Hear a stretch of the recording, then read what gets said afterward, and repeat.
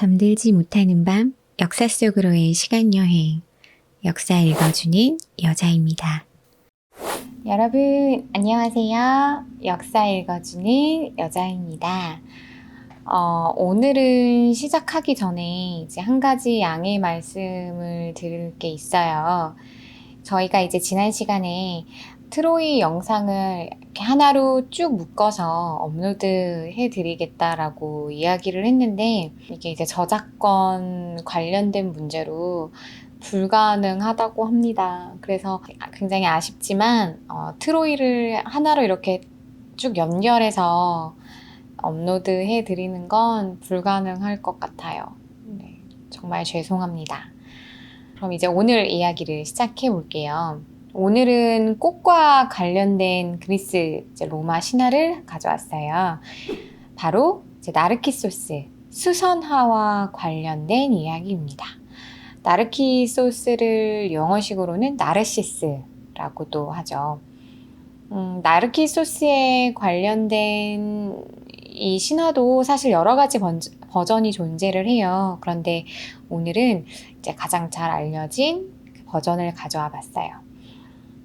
이 이야기의 주인공은 바로 제목처럼 나르키소스라는 이름을 가진 굉장히 잘생긴 청년입니다.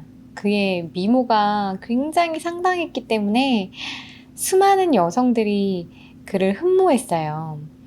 그러나 나르키소스는 그 어느 누구도 이제 거들떠보지 않았습니다. 그러다 보니까 오히려 여성들이 더 많은 이제 여인들이 내가 꼭 그의 사랑을 차지하고 말 거야 라는 이제 그런 생각을 많이들 하게 되었죠. 그 중에 한 명이 바로 님프들 중에 가장 아름답다고 소문이 났었던 에코입니다. 그러나 이 아름답다는 에코마저도 나르키소스의 마음을 빼앗을 수는 없었어요. 더욱이 이 에코는 헤라 여신의 미움을 받아서 자신이 들은 말만 흉내낼 수밖에 없는 그런 형벌을 받고 있었습니다. 왜 우리가 이제 산에 가서 야호 이렇게 야호 하고 소리치면 이제 저쪽에서 야호 하는 그런 메아리가 들려오잖아요. 그래서 이 메아리를 우리는 에코라고 하는데, 이 에코가 바로 이 안타까운 님프인 이 에코로부터 유래한 말이에요. 남들의 말만 이렇게 되풀이해야 하는 에코는 자신이 사랑하는 이 나르키소스에게조차 말을 걸어볼 수가 없었죠. 그러던 어느 날 이 에코에게도 기회가 찾아옵니다. 나르키소스가 이제 자신의 동료들과 함께 왔다가 이제 동료들하고 멀어지자 동료들을 이렇게 부른 거예요. 누구 없나요? 누구 없어요 여기? 이렇게 동료들을 불렀죠.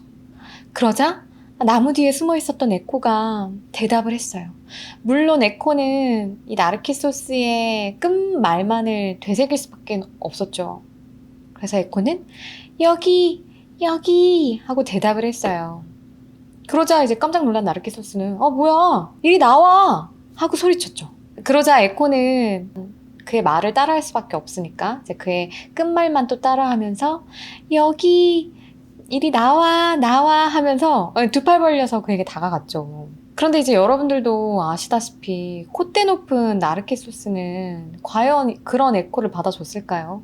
나르키소스는 에코를 외면했습니다. 사랑하는 사람에게 거부당한 에코의 마음은 어땠을까요? 에코는 수치스러움에 스스로 동굴 속에 숨어버렸어요. 그러나 여전히 이 나르키소스를 향한 마음은 거두지 못한 채 말입니다.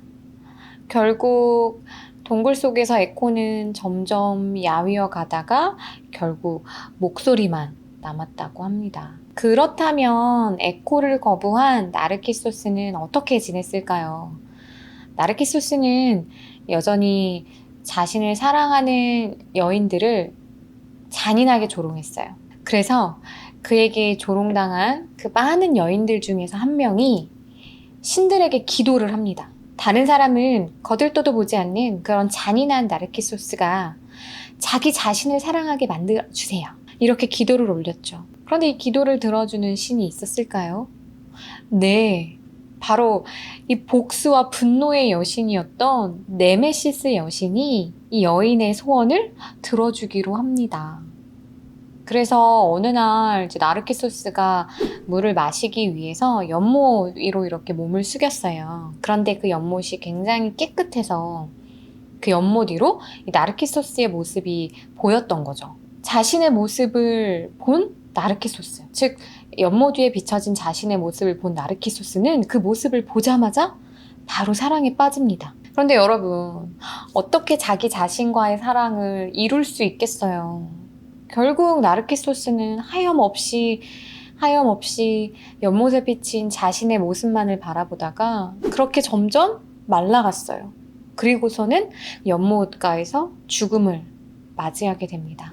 이 나르키소스를 사랑했던 ним프들은 이제 그의 시신을 묻어주기 위해서 그가 죽은 연못가를 찾아갔어요. 그런데 그의 시신은 온데간데 없이 사라졌고, 그가 하염없이 자신을 바라보던 그 자리에 처음 보는 굉장히 아름다운 꽃이 피어 있었습니다. 그 꽃이 바로 나르키 소스였어요. 그래서 사람들은 이제 그 꽃을 나르키 소스라고 부르기 시작을 했고, 우리말로 하면 수선화라고 하죠.